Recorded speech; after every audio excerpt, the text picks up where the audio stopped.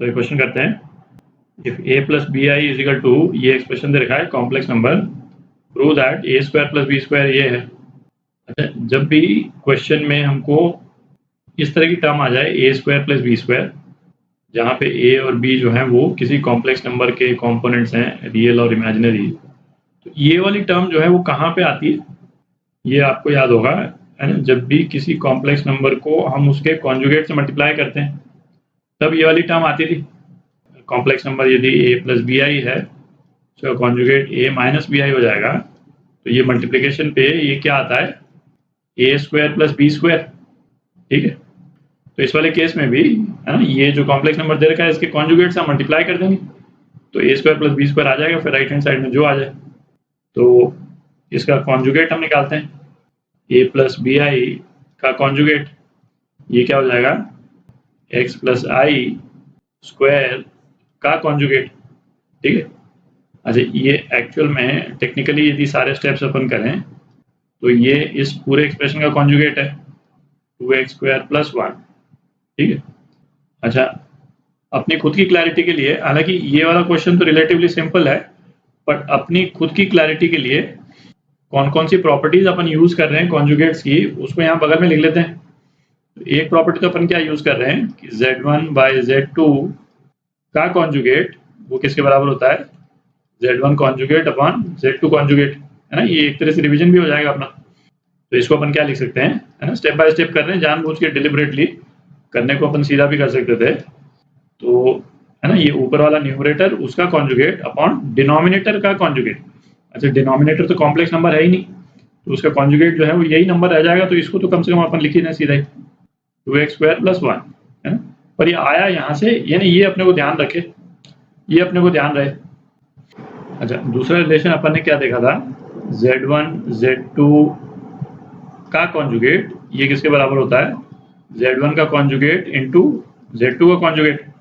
ठीक है, तो ये जो एक्सप्रेशन है न्यूमरेटर में, है ना, x plus i whole square, ये बेसिकली क्या है, ये x प्लस आई इंटू एक्स प्लस आई है, और इसका कॉन्जुगेट, तो इसका कॉन्जुगेट जो है वो क्या हो जाएगा, x प्लस आई का कॉन्जुगेट इंटू एक्स प्लस आई का कॉन्जुगेट। ठीक है, और अपॉन 2x स्क्वायर प्लस 1, तो ये क्या आ जाएगा, x minus i whole square upon 2x square plus 1। ठीक है, इसका कॉन्जुगेट अलग अलग ले लिया, है ना, स्क्वायर आ गया।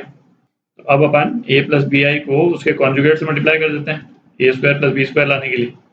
a प्लस बी आई के कॉन्जुगेट से हमने मल्टीप्लाई कर दिया, तो ये तो क्या आ गया, a square plus B square तो आ ही गया, और राइट हैंड साइड में क्या आ गया, x plus i whole square upon 2x square plus 1, ये तो a प्लस बी आई हो गया, और उसका कॉन्जुगेट जो है अभी अपन ने निकाला, ये क्या है, x minus i square upon 2x square plus 1।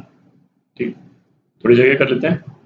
अच्छा, अब नेक्स्ट प्रॉपर्टी अपन क्या यूज़ करेंगे कि हमने देखा था कॉम्प्लेक्स नंबर्स के मल्टीप्लिकेशन को हम किसी भी ऑर्डर में लिख सकते हैं। जैसे z1 z2 z3 दे रखा है, तो इसको हम चाहें तो z2 z1 z3 लिख दें, या इसको z3 z1 z2 लिख दें, किसी भी ऑर्डर में हम लिख सकते हैं, फर्क नहीं पड़ता है उससे। अच्छा, ये ना अपन इन प्रॉपर्टीज को एक्सप्लिसिटली डिस्कस कर रहे हैं क्योंकि आगे अपन, है ना, और तरीके के भी मैथमेटिकल कॉन्स्ट्रक्ट्स देखेंगे। कॉम्प्लेक्स नंबर क्या है, एक मैथमेटिकल टूल है, एक कॉन्स्ट्रक्ट है। ठीक है, तो ये जो यहाँ पे ऑब्वियस लग रहा है क्योंकि रियल नंबर्स में हम बहुत आसानी से ये ऑपरेशन कर लेते हैं, ये हर केस में ट्रू नहीं होता है ना। जैसे मेट्रिसेस, पता नहीं अभी तक आपने किया है कि नहीं किया है, जब मेट्रिसेस हम करेंगे तो मेट्रिसेस में क्या है, ए बी जो है वो बी ए के बराबर नहीं होता है। तो कहने का मतलब ये है कि ये वाला ऑपरेशन, है ना, हम एक डिलिबरेट चॉइस के थ्रू इसको कर रहे हैं। ठीक है, ये जानते हुए कि ऐसा होता है तब हम कर रहे हैं। ठीक है, तो x प्लस आई स्क्वायर को, है ना, x प्लस आई इंटू एक्स प्लस आई, है ना, ये 4 टर्म्स हो गई, और बेसिकली किसी भी ऑर्डर में हम लिख सकते हैं। तो इसको हम क्या लिख सकते हैं, x प्लस आई और x minus I, in terms को पास पास ले आए और इसी के 2 रिपीटिशन कर दें, है ना। तो ये लिख सकते हैं अपन upon 2x square plus 1 whole square. तो ये क्या आ जाएगा, अपने कॉन्जुगेट से ही मल्टीप्लाई हो रहा है, तो ये क्या हो जाएगा, है ना, a square plus B square, x square plus 1 हो जाएगा। तो ये क्या हो गया, x square plus 1 whole square upon 2x square plus 1 whole square. ठीक है, तो यही प्रूव करना है अपने को। ये आपका आंसर। क्वेश्चन करते हैं, find the least positive value of n। ये एक्सप्रेशन दे रखा है अपने को 1 plus i raise to power n upon 1 minus i raise to power n की किस वैल्यू के लिए, किस लीस्ट पॉजिटिव वैल्यू के लिए ये 1 होगा, निकालना अपने को। तो ऐसा करते हैं, n इज इक्वल टू 1 के लिए ये एक्सप्रेशन है क्या, पहले उसको देख लेते हैं। n इज इक्वल टू 1 के लिए ये वाला एक्सप्रेशन जो है उसको सिंप्लीफाई करके देख लेते हैं कि ये क्या है। तो इसको सिंप्लीफाई करने के लिए है ना, न्यूमरेटर को इसके कॉन्जुगेट से मल्टीप्लाई कर देते हैं, है ना, ये, और ऊपर भी इसके कॉन्जुगेट से मल्टीप्लाई कर देते हैं 1 प्लस आई। तो ये क्या आ जाएगा, अच्छा डिनोमिनेटर में क्या आ जाएगा, है ना, ए स्क्वायर प्लस बी स्क्वायर, जो क्या है 1 स्क्वायर प्लस 1 स्क्वायर, ये 2 आ गए। और न्यूमरेटर में क्या आ जाएगा 1 प्लस 2i माइनस 1। ठीक, तो बेसिकली आई आ गया।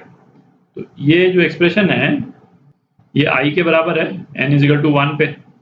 तो ये तो अपन डिस्कस कर ही चुके हैं कि भाई आई का जो लीस्ट पावर जो है जिस पे वो फिर 1 हो जाता है वो कितना होता है, आई रेज टू पावर 4, है ना, ये 1 के बराबर होता है। और फिर इसकी हायर पावर जो है 4n के मल्टीपल्स में 1 के बराबर होता रहेगा ये। तो n की जो है वो क्या वैल्यू आ गई अपने पास में, n इज इक्वल टू 4 आ गई, स्मॉलेस्ट पॉजिटिव इंटीजर। ये आपका आंसर।